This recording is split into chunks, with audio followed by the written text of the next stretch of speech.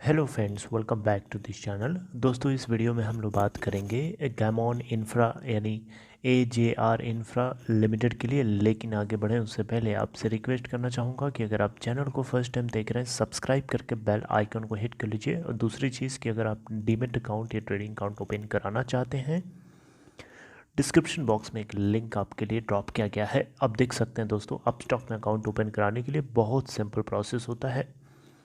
दोस्तों, गैमॉन इंफ्रा के बारे में थोड़ा सा मैं आपको बता देता हूँ, आगे बढ़ूँ उससे पहले। देखिए दोस्तों, यहाँ पे बात कुछ ऐसी है कि गैमॉन इंफ्रा लिमिटेड का जो नाम है वो चेंज करके AJR इंफ्रा लिमिटेड कर दिया गया है।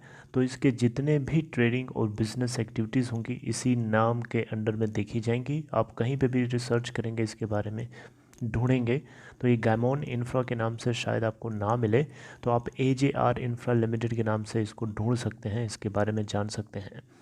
तो हम इसी के बारे में आज डिस्कस करने वाले हैं। थोड़ा सा एक लेटेस्ट अपडेट है, आप लोगों के साथ डिस्कस करूंगा। लेकिन उससे पहले आपको बताना चाहूँगा कि कंपनी करती क्या है। इसका काम है रोड्स, ब्रिजेस और पोर्ट्स, हाइड्रो पावर प्रोजेक्ट्स को डेवलप करना। और गैमॉन इंफ्रास्ट्रक्चर लिमिटेड का स्टॉक प्राइस आपको मैंने अभी बता ही दिया।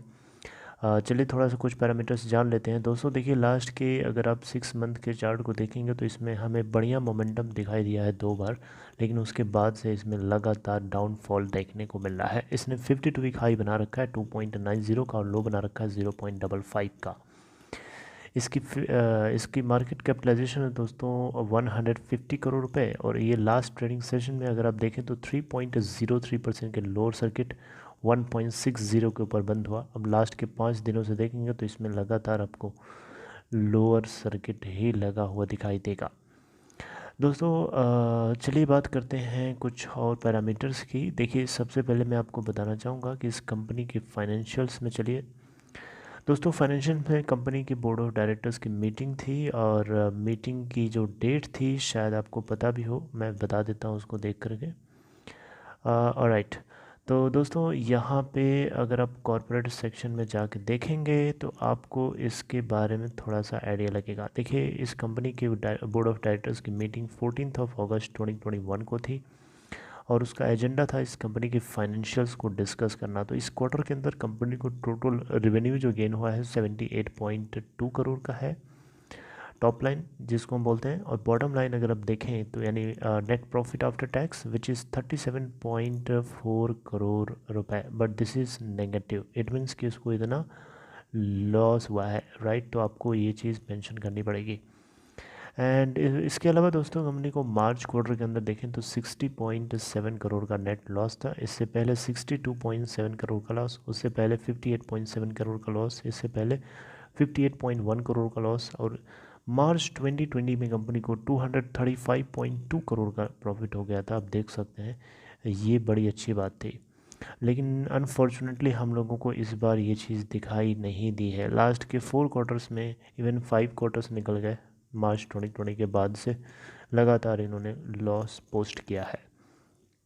टॉप लाइन की बात करें, टोटल रेवेन्यू की बात करें तो देखिए दोस्तों, लगातार रेवेन्यू में पॉजिटिविटी बनी हुई है। लेकिन रेवेन्यू लास्ट क्वार्टर के अंदर 62.01 करोड़ था। इससे पहले वाले क्वार्टर मार्च 2021 में 80.67 करोड़ था। इसके अलावा दोस्तों, इस कंपनी में क्या शेयर होल्डिंग पैटर्न है, that is very important to know, वो भी आपको पता होना चाहिए। देखिए, यहाँ पे पाई चार्ट के माध्यम से बताना चाहूँगा। पब्लिक के पास 62.02% होल्डिंग है, एंड अदर कैटेगरी के इन्वेस्टर्स में 7.2% हैं, और प्रमोटर्स के हाथ में अगर आप देखें तो 20.6% की होल्डिंग है। और यहाँ पे अगर आप देखें तो FIIs फॉरेन इंस्टीट्यूशनल इन्वेस्टर्स के हाथ में 10.21% की होल्डिंग है।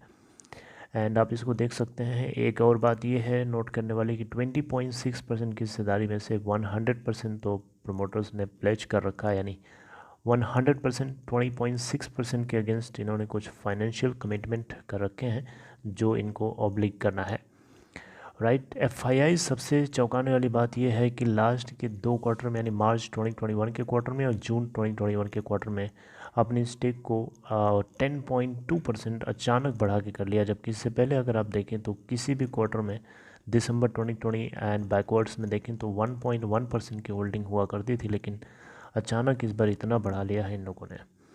DIIs में भी अगर आप देखें तो 7.2% की होल्डिंग बहुत होती है। हालांकि दिसंबर क्वार्टर में इनके पास 17.2% की होल्डिंग थी। जितना इन्होंने कम किया है उतना FIIs ने बढ़ा लिया है। पब्लिशर होल्डिंग 62% है, इससे पहले भी 60s में रही है हमेशा। तो दोस्तों ये थी कुछ बातें जो आपको पता होना चाहिए, और Q4 के अंदर ये सारी बातें जो हैं डिस्कस करेंगे, जिसको मैंने आपको top line and bottom line बता दिया। ओके, अब दोस्तों आप पूछ सकते हैं क्वेश्चन में कि इस कंपनी के ऊपर डेट कितना है, कर्जा कितना है। तो दोस्तों आपको बताना चाहूँगा, अभी भी इस कंपनी के पास जो कर्जा है 144.26 करोड़ रुपए का है। और अगर हम देखें तो मार्केट कैप मैंने आपको ऑलरेडी बता दिया। टोटल नंबर ऑफ़ शेयर्स जो है इस कंपनी के 94.18 crore shares free float market में ट्रेड हो रहे हैं, यानी सेकेंडरी मार्केट में। अगर हम इस कंपनी के अंदर एंटरप्राइज वैल्यू की बात करें 293.18 करोड़ है, और कैश फ्लो की बात करें तो 1.77 करोड़ रुपए है। तो दोस्तों ये कुछ चीज़ें हैं जो आपको पता होनी चाहिए। देखिए अब आगे जो कुछ होगा हम लोग डिस्कस करेंगे, लेकिन उससे पहले आपसे बोलना चाहूँगा, अगर आपको कोई इन्फॉर्मेशन इसके बारे में पता है तो आप मुझे चाहें तो कमेंट बॉक्स में हिंट कर सकते हैं, राइट। तो लेट्स सी दोस्तों आगे क्या होता है, जो कुछ होगा हम आगे डिस्कस करेंगे नेक्स्ट वीडियोस में। अपना ख्याल रखिए और take care, stay tuned, good bye.